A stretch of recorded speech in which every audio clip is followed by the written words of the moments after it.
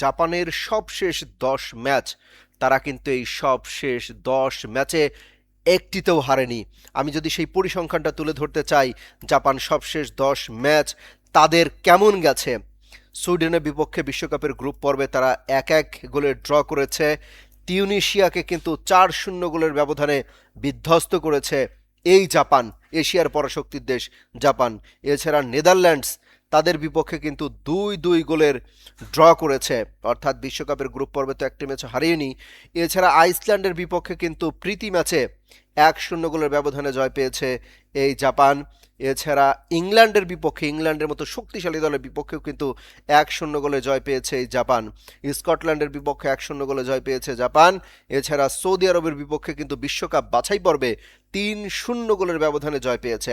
এছাড়া ব্রাজিলের সাথে যে প্রীতি ম্যাচ রয়েছে, সেই প্রীতি ম্যাচেও কিন্তু 3-2 গোলের ব্যবধানে ব্রাজিলকে পরাজিত করেছে ইতিহাসে প্রথমবারের মতো।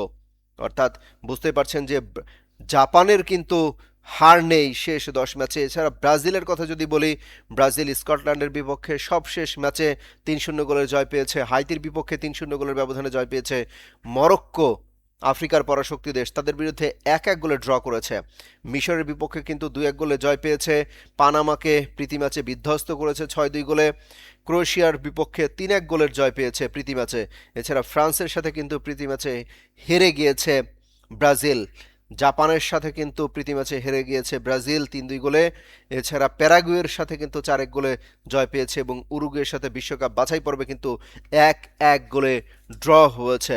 অর্থাৎ আমি যদি বলি হেড টু হেড পরিসংখ্যান, যদি বলি ব্রাজিল এবং জাপানের মধ্যকার হেড টু হেড পরিসংখ্যানে কিন্তু যোজন যোজন এগিয়ে রয়েছে ব্রাজিল। অর্থাৎ মোট 14 বার মুখোমুখি হয়েছে ব্রাজিল এবং জাপানের মধ্যে 11টি জয় তুলে নিয়েছে ব্রাজিল। জাপান জয় পেয়েছে মাত্র একটি ম্যাচ, সেটাও সবশেষ ম্যাচ, সবশেষ দেখা, এবং ড্র হয়েছে 2টি ম্যাচ।